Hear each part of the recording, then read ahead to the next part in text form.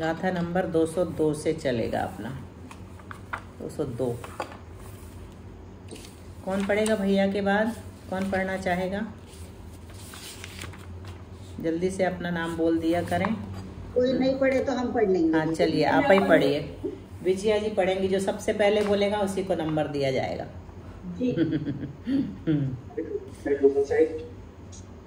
उससे पता चलता है कि कितनी उत्सुकता है स्वाध्याय के प्रति। हम भी इसलिए नहीं बोलते, लगता है नए जनों भी। नहीं सब लोगों को बोलना है। वो लोग भी बोलें तो अच्छा है, वो लोग बोलेंगे तो आप लोगों को कट करके उनको भी दिया जाएगा जो कम बोलते हैं। कोई बात नहीं, ठीक है। आज विजया जी फिर देखते हैं कल से। चलिए। मोहे मिच्छत्तादि सत्तरसन्नं तु दिज्यदेहीनं संजलनानं भागे वहोदि पण्णो कसायाणं पण्णो कसायाणं। मोहे मिच्छतादि सत्तरसन्नं तु दिज्यदेहीनं संजलनानं भागे वहोदि पण्णो कसायाणं। दीदी मैं बोलूं? विजया जी बोल रही हैं। आज एक ही व्यक्ति को सारी गाथाएं बोलने का एक दिन में अवसर दिया जाता है, अलग अलग नहीं बोलते हैं। आप लोग पहले से कल से अपना नाम बोल देंगे, अभी क्रम बदल दिया है, ठीक है। चलिए विजया जी अनम्यूट कीजिए आप। अनम्यूट करके। जी जी। मोहे मिच्छत्तादि सत्तरसन्नं तु दिज्यदेहीनं संजलनानं भागेव होदीपणनो कसायानं। सादर वंदना दीदी। क्या कह रहे हैं गाथा में? मोहे यानी मोहनीय कर्म में, मिच्छत्तादि यानी मिथ्यात्व आदिक, मिथ्यात्व आदिक 17 17 प्रकृतियों को। मिथ्यात्वादि से क्या लिया? तो मिथ्यात्व और चारों तरह का लोभ, माया, क्रोध, मान। ऐसा क्रम क्यों रखा? क्योंकि जिस क्रम से दिया जाना है उसी क्रम से यहाँ पर नाम बोले गए हैं। तो मोहिनी कर्म में मिथ्यात्वादिक 17 प्रकृतियों को क्रम से हीन हीन द्रव्य देना, हीनम दिज्य दे। तो किस किस को किस क्रम से देना है? तो मिथ्यात्व और चारों तरह का लोभ। चारों तरह का लोभ मतलब अनंतानुबंधी, अप्रत्याख्यान, प्रत्याख्यान और संज्वलन। चारों प्रकार की माया, चारों प्रकार का क्रोध और चारों प्रकार का मान। ऐसे हो जाएंगे 16। तो 16 और एक मिथ्यात्व, इन 17 प्रकृतियों को दिज्यदे हीनम क्रम से हीन हीन द्रव्य देना है। और 5 नो कसाय, पण नो कषायाणम यानी 5 नो कसाय। 5 ही नो कसाय क्यों ली गई होंगी यहाँ पे? किसी के मन में आया? नो कषाय तो 9 होती है, फिर 5 को क्यों दे रहे हैं? क्योंकि 9 कषाय में से कुछ कषाय ऐसी हैं जो एक साथ बंधती नहीं है। जैसे हास्य रति में से एक बंधेगी, 2 में से एक। अरति शोक में से भी एक का बंध होगा। भय जुगुप्सा दोनों निरंतर बंधी हैं, तो इनका एक साथ बंध होता है। 3 वेद में से एक वेद का बंध होता है, तीनों का एक साथ नहीं होता। तो इसीलिए यहाँ पर कितने लिए? 5 नौकशाय लिए, 4 छोड़ दिए, 2 वेद छोड़ दिए और 2 जोड़े में से छोड़ दिए। तो 5 नौकसाय, पण नौकसायणम यानी 5 नौकसाय का भाग संजलनाणम भागेव होदी, संजलन कसाय के भाग के समान होता है। अब देखिए हम यहाँ पर मोहिनी में द्रव्य का विभाग कर रहे हैं। सर्वघाती द्रव्य को 16 कसाय और एक मिथ्यात्व। मोहिनी की सर्वघाती प्रकृतियां कितनी है? मोहिनी कर्म की, मोहिनी कर्म के नाम नहीं, 28 तो मोहिनी कर्म के टोटल भेद हैं। कोई बताएगा 28 भेद के नाम? कोई एक, सब एक साथ नहीं बोलेंगे। कौन बताना चाहेगा? हाँ बोलिए। मोहनीय कर्म में चारित्र मोहनीय और दर्शन मोहनीय। दर्शन मोहनी की 3, सम्यक मिथ्या, सम्यक प्रकृति, सम्यक मिथ्यात्व और मिथ्यात्व। और चारित्र मोहनी की अनंत अनुबंधी, क्रोधमान माया लोभ, अप्रत्याख्यान क्रोधमान माया लोभ, प्रत्याख्यान क्रोधमान माया लोभ और संज्वलन क्रोधमान माया। तो इनमें से सर्वघात, हाँ ठीक है, हो गई आपकी। हाँ, और कितनी बची? 9 कसाय 25 हो गई। ठीक है, 27, 25 और 3 28 बता दिया आपने। अब इनमें से सर्वघाती प्रकृतियां कितनी है और देशघाती प्रकृतियां कितनी है? अच्छा, हाँ, जी मोहिनी की बताओ जी, बता रही हूँ। कोई भी बता सकते हैं, और भी जिनको आ रहा हो। अनंतानुबंधी सर्वघाती है कि देशघाती? सर्वघाती। अप्रत्यख्यानावरण? सर्वघाती। और प्रत्यख्यानावरण? तो कितनी हो गई? 12 तो ये हो गई, 12 तो ये हो गई। और संज्वलन? 3 कषाय सर्वघाती होंगी और मिथ्यात्व सर्वघाती होगी। दो होंगी मिथ्यात्व सर्वघाती। यहाँ पर क्या किया है? चारों क्रोध मान माया लोभ को, चारों को सर्वघाती में लिया है ना। ऐसे अपन संज्वलन को देशघाती में डालते हैं, लेकिन मोहिनी कर्म के मिथ्यात्वादिक चारों तरह का लोभ, मतलब चारों तरह की माया, चारों तरह का क्रोध और चारों तरह का मान, इन 17 प्रकृतियों में से क्रम से हीन द्रव्य देना है। अब देखो यहाँ पर सर्वघाती द्रव्य को 16 कसाय मिथ्यात्व और 5 9 कसाय में दिया जाएगा। 16 सर्वघाती द्रव्य इतने में दिया जाएगा। सर्वघाती द्रव्य इनमें क्यों दिया जाता है, देशघाती में भी क्यों दिया जाता है, पता है ना अपन को? क्योंकि देशघाती प्रकृतियों में भी सर्वघाती स्पर्धक होते हैं। हाँ, स्पर्धक 2 प्रकार के होते हैं। इसी को हम बार बार इसलिए रिपीट कर रहे हैं क्योंकि बिल्कुल ये नमोकार मंत्र जैसा आपने को रट जाए, सेट हो जाए। तो सर्वघाती द्रव्य दोनों को दिया जाता है, देशघाती को भी दिया जाता है और सर्वघाती को भी। लेकिन देशघाती का जो द्रव्य है वो किसको दिया जाएगा? सिर्फ देशघाती को दिया जाएगा। सर्वघाती स्पर्धक उसमें नहीं होते। तो सर्वघाती द्रव्य को 16 कषाय मिथ्यात्व और 5 9 कषाय में दिया जाएगा। देने का क्रम क्या है? तो सबसे पहले मिथ्यात्व को देंगे, ये लिखा हुआ है। फिर अनंतानुबंधी लोभ मान क्रोध, लोभ माया क्रोध मान, ये क्रम है। फिर उसके बाद बारी आ जाती है संज्वलन की। संज्वलन लोभ माया क्रोध मान, फिर प्रत्यख्यान लोभ माया क्रोध मान, अप्रत्यख्यान लोभ माया क्रोध मान, और फिर ये 9 कषाय ले ली, वेद रति अरति हास्य शोक भय जुगुप्सा। ये देने का क्रम है, इस क्रम से दिया जाएगा। और देने का क्रम कौन सा रहेगा? वही बहुभाग संभाग, 9 कषायों में बंटवारा।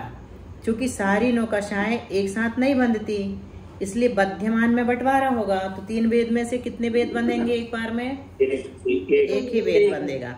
और रति अरति में से एक बंधेगा। और हास्य शोक में से एक बंधेगा। और भय जुगुप्सा में से नहीं, भय जुगुप्सा को याद रखना पड़ेगा, ये दोनों बनती हैं। क्यों? क्योंकि ये ध्रुवबंधी प्रकृतियां हैं। तो कुल 5, तो एक साथ 5 से अधिक 9 कषाय का बंध नहीं होता। अब देखते हैं 203 गाथा में कैसे बंटवारा कर रहे हैं मोहिनी कर्म में। संजलन भाग बहुभाग धम अकसाय संगयम दव्वम। संजलन भाग बहु भागधम अकसाय संगयम दव्वम, भागत तक लेना पड़ेगा। संजलन भाग बहु भागधम अकसाय संगयम दव्वम, इगि भाग सही बहु भागत धम संजलन पड़ी बद्धम।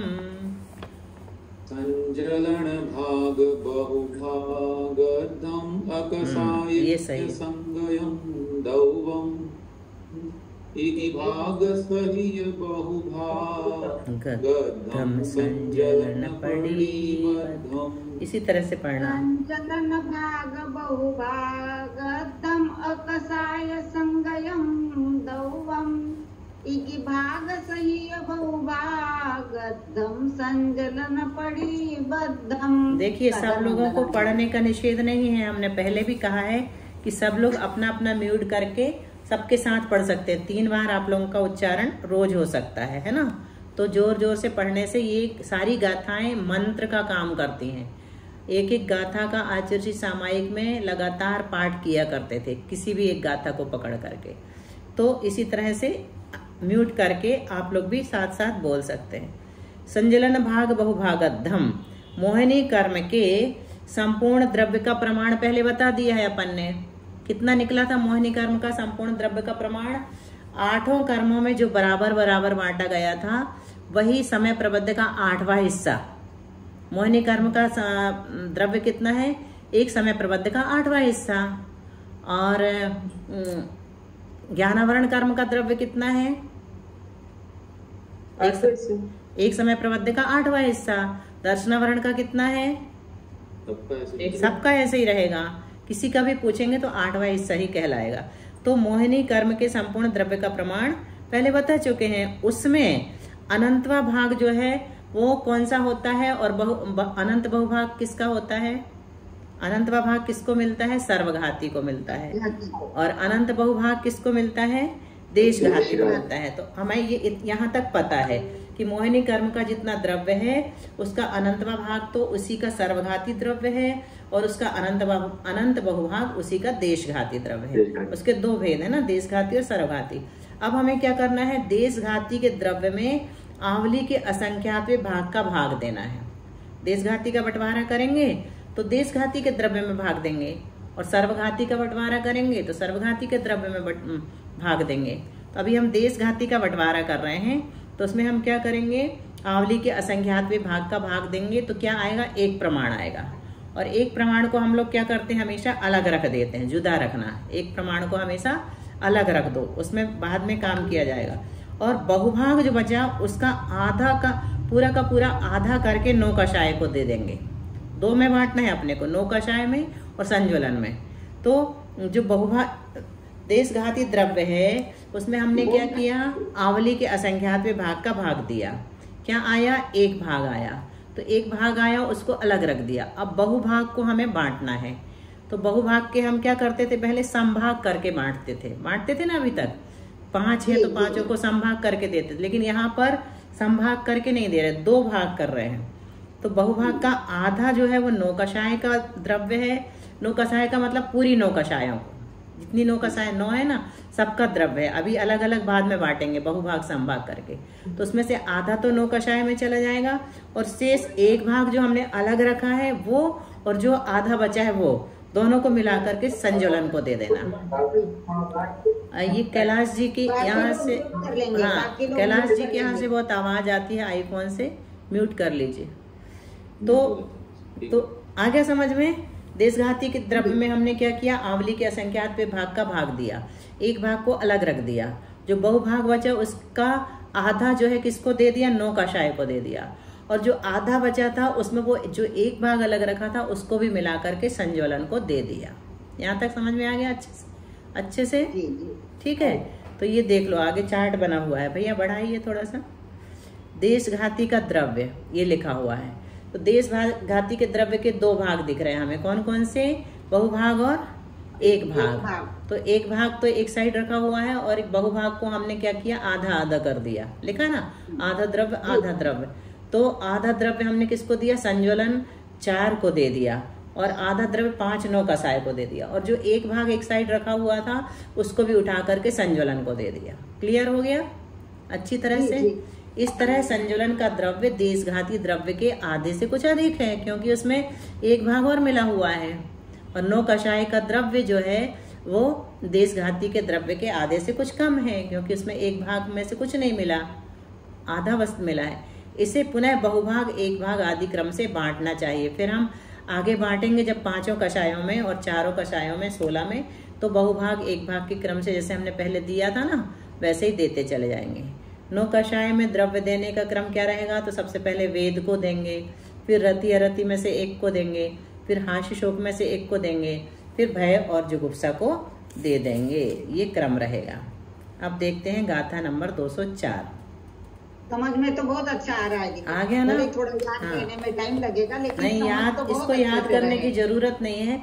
इसमें सिर्फ हमको इतना समझना हमेशा के लिए कि जो हमारे कर्म बंध रहे हैं उनमें से किन कषायों को द्रव्य ज्यादा मिलता है और किन कषायों को किन कर्मों को द्रव्य कम मिलता है, इसका हमें थोड़ा थोड़ा एहसास हो जाएगा। जैसे आयु कर्म है उसको सबसे कम दिया था, स्तोक सबसे कम दिया था ना, बचा खुचा लास्ट में। तो इसी प्रकार से हमें जानकारी बस रहना चाहिए कि आचार्यों ने कितनी बारीकी से, कितनी सूक्ष्मता के साथ द्रव्य का तक नाप तोल करके रख दिया है शास्त्रों में। मतलब जो कर्म बन रहे हैं परमाणु जो कि अनंतानंत हैं, उनका तक हिसाब किताब आचार्यों के पास है, जो कि भगवान की दिव्य ध्वनि में आया है और भगवान ने अपने केवल ज्ञान में देखा है। ये ज्ञान की महिमा सीख सकते दीदी अपन कि आयु बहुत थोड़ी है, उसमें बहुत अच्छे काम जल्द जल्द करके निकल जाना है। यही सिखाता है कर्म सिद्धांत अपने को। एक समय, एक क्षण भी बर्बाद मत करो, ऐसा कहते हैं। गौतम से कहते हैं भगवान, गौतम स्वामी से, कि एक समय भी बर्बाद मत करो अपने जीवन का। एक समय, अब सोचिए कितना छोटा है वो समय। मतलब 4 प्रकार। द्रव्य की अंतिम इकाई को क्या कहते हैं, एक बार फिर से रिवीजन करा दें। द्रव्य की अंतिम इकाई को क्या कहते हैं, कौन सी है? परमाणु। बिल्कुल ठीक। क्षेत्र की अंतिम इकाई प्रदेश। और काल की अंतिम इकाई समय। और भाव की समय। और भाव की अंतिम इकाई अविभाज्य प्रतिच्छेद।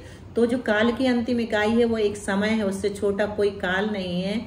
उतने काल को भी व्यर्थ करने के लिए मना किया है भगवान ने गौतम स्वामी से। गौतम स्वामी से मतलब हम सबसे। चलिए गाथा नंबर 204। तन्नो कसाय भागो सबंध पणनो कसाय पैडीसु हीन कमोहोदितः देशे देशावरण दव्वम। कसाय भागो सबंध पणनो कसाय पयडीसु हीन कमोहोदितः देशे देशावरण दव्वम। तन्नो कसाय भागो सबंध पणनो कसाय पयडीसु हीन कमोहोदितः देशे देशावरण दव्वम। सादर वंदना दीदी। वह तन्नो कसाय भागो मतलब वह नो कसाय के हिस्सा में आया हुआ जो द्रव्य है, वह एक साथ बंधने वाली, सबंध मतलब एक साथ बंधने वाली, पण नो कसाय 5 नो कषाय प्रकृतियों में, हीन कमो होदी हीन क्रम से देना, क्रम से हीन देना, और देशे देशावरण दब्बम। इसी प्रकार देशघाती संज्वलन कषाय का देशघाती संबंधी जो द्रव्य है वह युगपत जितनी प्रकृति बंध है उनको पहले कहे हीन क्रम से देना। जितनी प्रकृति एक साथ बनती है, जहाँ जितनी प्रकृतियों का बंध होता है वहाँ उतनी में ही विभाग करना। जैसे 9वें गुण स्थान के सवेद भाग में 9 कषाय में से मात्र पुरुष वेद का ही बंध होता है, तो 9 कषाय संबंधी सारा द्रव्य किसको मिल जाएगा? पुरुष वेद को ही मिल जाएगा। और 9वें गुण स्थान के दूसरे भाग में, 9वें गुण स्थान में कितनी प्रकृतियों की बंध विच्युति होती है, याद है किसी को? पुरीसम चतुसंजलनम कमेन अनियट्टि 5 भागेषु। हाँ, अनिवृत्तिकरण के 5 भागों में पुरुष वेद और चतुसंजलनम क्रम से 4 संजलन कषाय की बंध विच्युति होती है। तो क्रोधमान माया लोभ, तो 9वें गुण स्थान के दूसरे भाग में संज्वलन का ही बंध होता है, तो 9 कषायों का कोई विभाग नहीं होगा। इसी प्रकार अन्य कर्मों में भी जान लेंगे। देखते हैं गाथा नंबर 205। समय हो जाए तो देख लेंगे। पुंबंधद्धा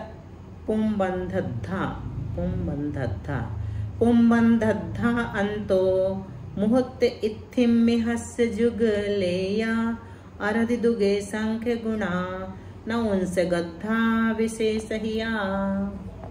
पुंबंधद्धा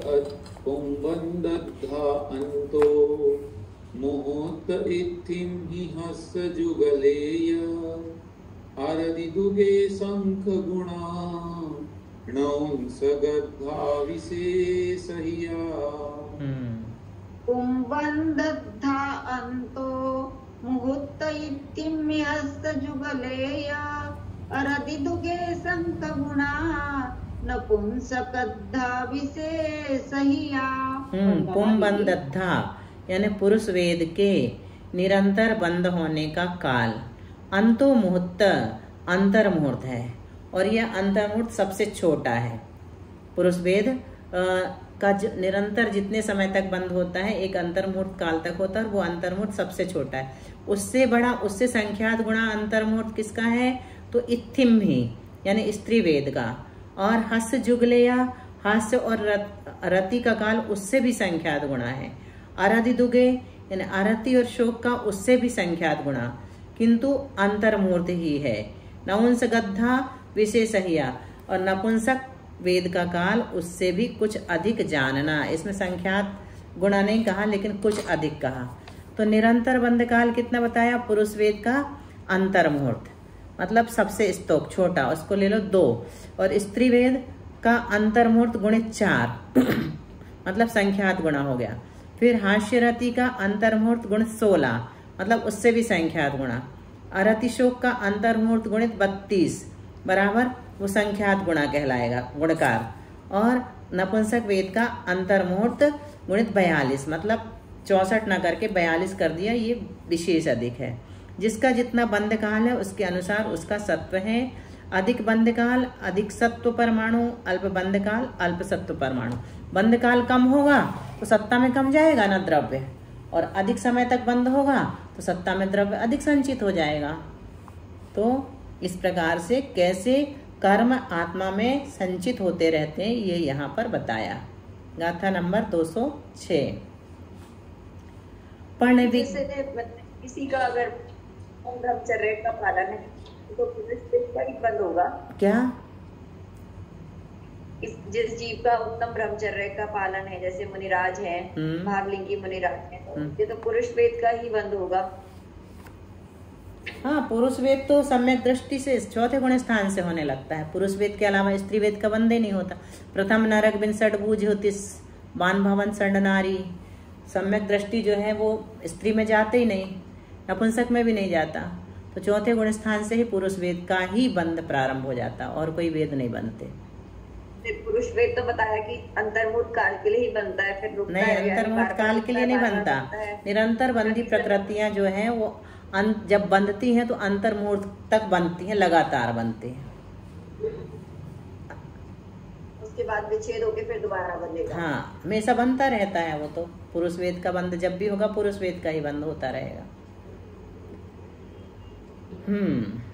पण बिघ्घे विविरियम सबंध पड़ी सबंध पिंडिदर्णाम ठाणेवी पिंडम दव्वम च पुनो सबंध सग पिंड पैडीसु।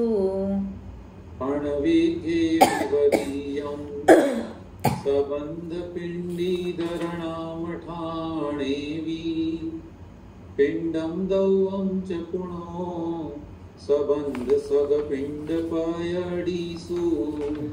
पण बिघ्घे विवरीयम सबंध पिंडीदर्णाम ठाणेवी पिंडम दव्वम च पुनो सबंध सग पिंड पयडीसु।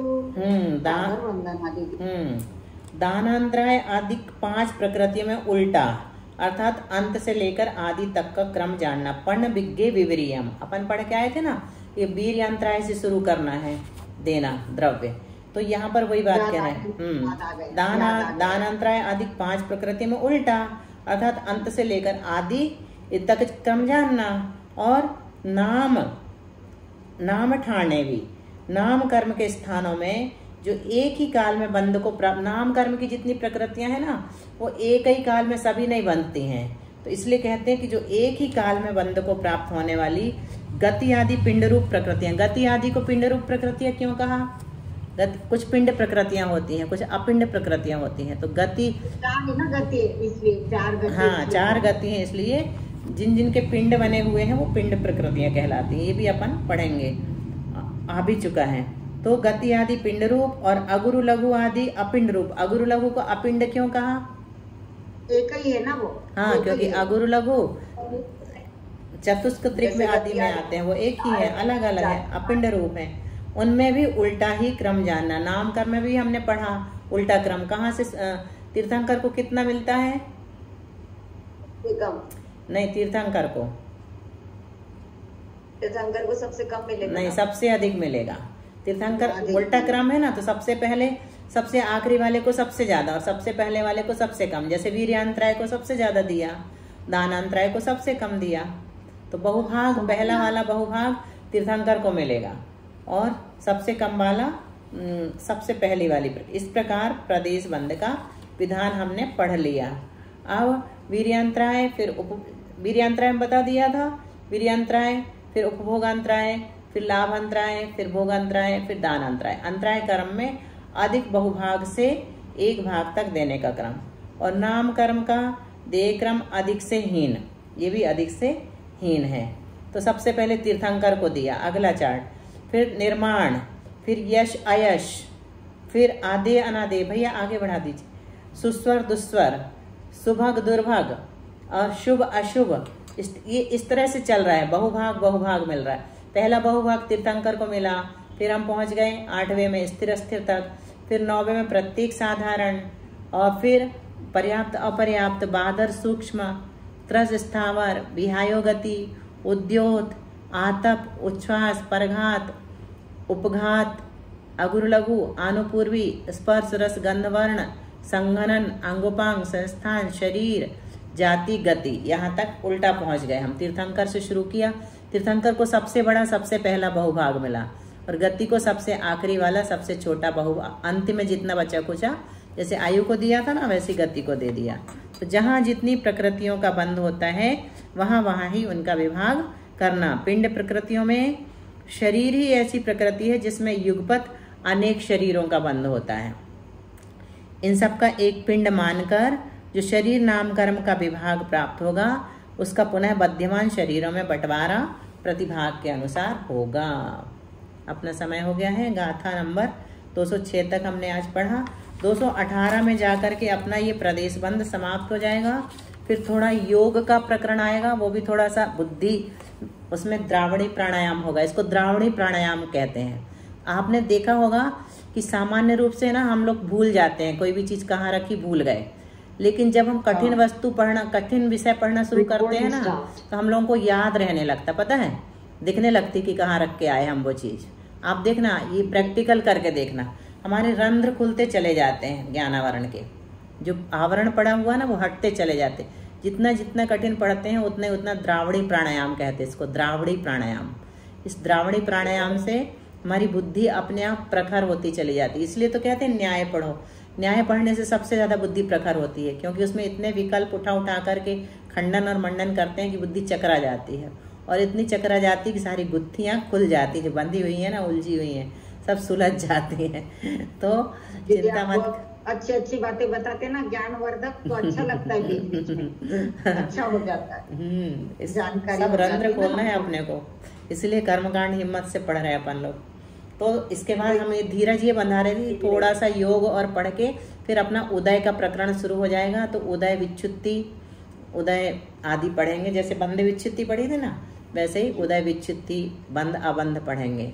फिर सत्व विच्छुत्ति, उसका बंध और अबंध चलेगा लास्ट में। बंध उदय, अभी कौन सा अधिकार चल रहा है? दूसरा अधिकार, और उसका नाम है बंध उदय सत्व स्तव अधिकार।